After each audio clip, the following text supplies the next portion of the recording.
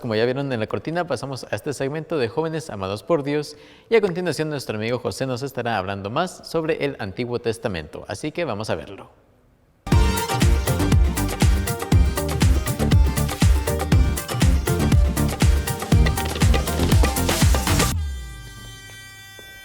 Saludos cordiales, queridos hermanos, hermanas en Cristo. Para mí siempre es un gusto volverles a saludar. Mi nombre es José Lario Solís, de la diócesis del Quiché. Actualmente estoy cursando, gracias a Dios, tercero de teología del Seminario Mayor Nacional de la Asunción. Pues sí, el clip dura 11 minutos, creo que terminamos a las 58. Es un gusto siempre compartir con ustedes parte del conocimiento que nosotros recibimos del Seminario Nacional de la Asunción. Algo que ustedes siempre están presentes, ¿verdad?, en la formación. Entonces sí, no digo nada de tasas. Hoy quiero hablarles sobre rifa, el Antiguo Testamento. Nosotros siempre hemos escuchado sobre el Nuevo Testamento, el Antiguo Testamento. Seguramente en una oportunidad mi compañero les hablará sobre el Nuevo Testamento. Sin embargo, ahorita me permito compartirles experiencias, ideas, elementos importantes sobre el Antiguo Testamento. Cuando hablamos del Antiguo Testamento, seguramente a ustedes se les viene en mente algo muy puntual.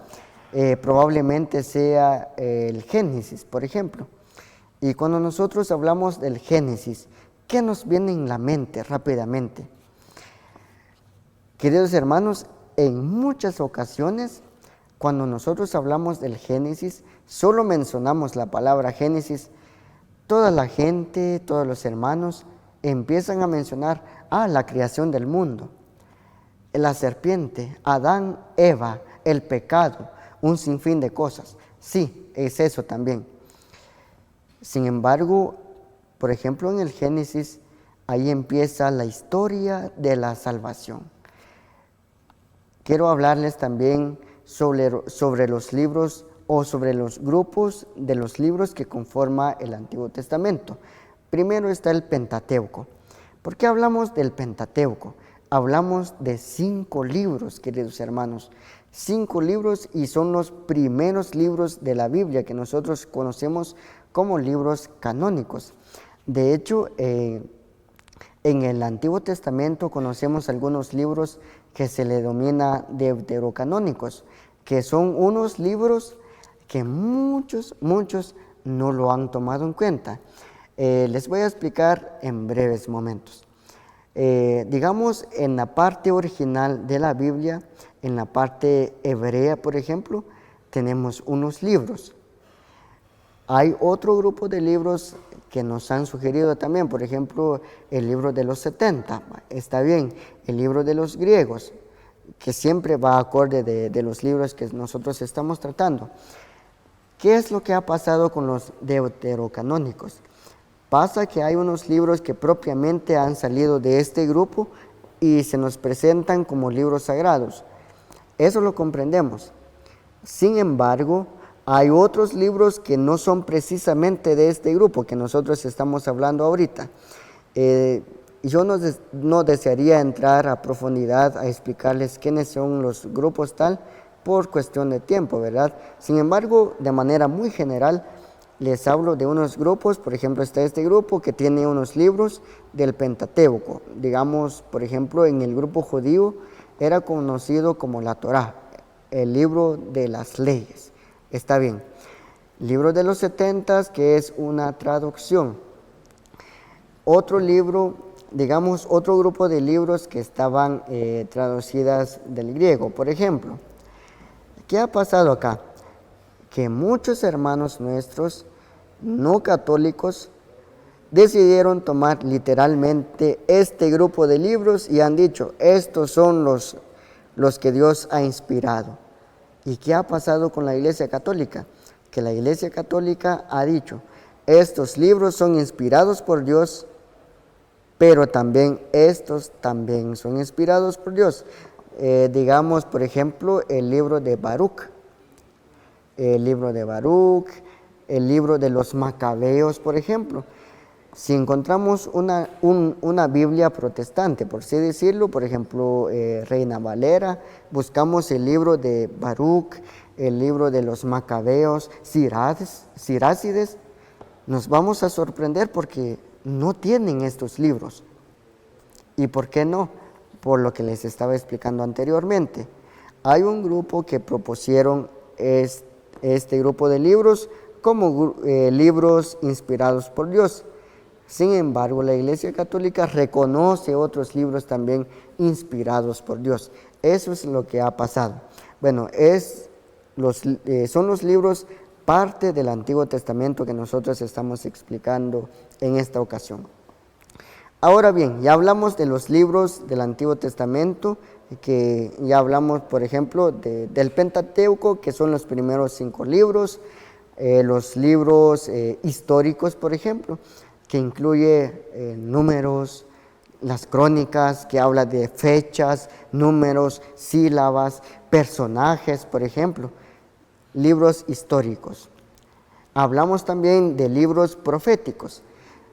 Como el nombre lo dice, habla de los profetas, profeta Isaías, que son el proto Isaías, está bien, hablamos de 3 Isaías, está bien, toda esa parte que no nos vamos a complicar en entrar al punto concreto. Sin embargo, estamos hablando de los profetas. Cabe mencionar, por ejemplo, en el libro del Pentateuco, que hace mucho énfasis en las leyes. Moisés, Abraham, son los personajes principales. Moisés, Abraham, Noé, Josué, son personajes principales. Ahora bien, en el libro de los profetas encontramos a los profetas. El personaje principal, Isaías, podríamos hablar también de Jonás, Josué, otros profetas, ¿verdad?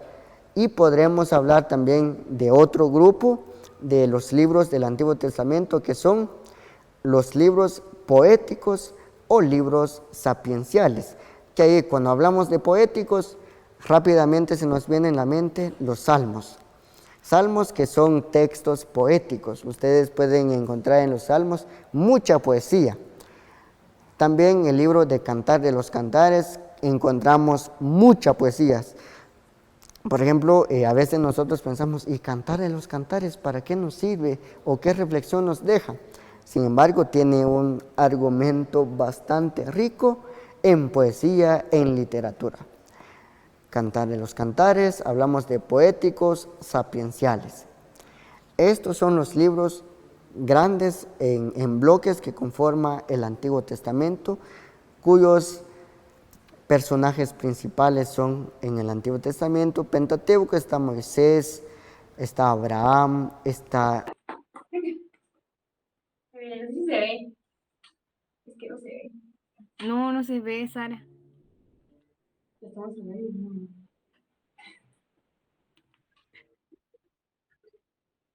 ¿Qué me asustaste? Es que les quiero enseñar a video. Porque estábamos hablando, pues. Y mira, la Sara va a mostrar a su pequeño. Ay, qué bonito. Es bien guapo, ya. Lo quiero mucho. Lo quiero mucho, ¿verdad? Guapo. ¿Y usted me quiere a mí? ¿No? ¿Me quiere a mí? Obvio que me quiere. Voy a olvidar eso, que el Antiguo y el Nuevo Testamento tengan una gran conexión. Pasa que muchas veces nos gusta citar textos del Nuevo Testamento como si el Antiguo fuera descalificado. No. Un ejemplo muy claro, en Isaías capítulo 7, versículo 14, encontramos el texto de la Virgen María cuando el ángel Gabriel le anuncia que iba a dar a luz al Mesías.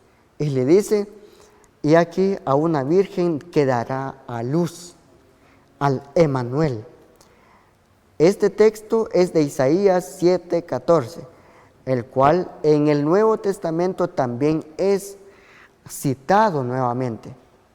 Otro ejemplo es, por ejemplo, el Evangelio de San Lucas, capítulo 4, versículo 18, cuando Jesús dice: el Hijo del Hombre, yo he venido para sanar a los que están heridos.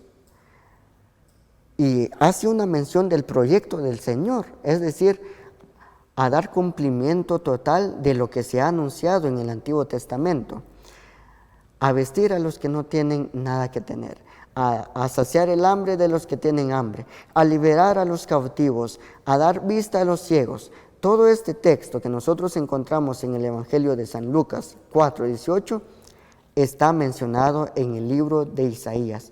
Lo que quiero decir es que el Antiguo y el Nuevo tienen una gran conexión. Así que, queridos hermanos, como nosotros sabemos, hay que darle un poquito más de atención a los textos y ver exactamente la conexión que tienen estos dos bloques grandes. Para mí es un gusto en compartir con ustedes esta pequeña reflexión sobre el Antiguo Testamento. Espero que les haya gustado. Recuerden, si tienen alguna duda pueden dejar su comentario y después en alguna oportunidad nosotros también podríamos contestarles, o bien les podría también hacer la pregunta a los párrocos respectivos de las parroquias. Muchas gracias y bendiciones para todos.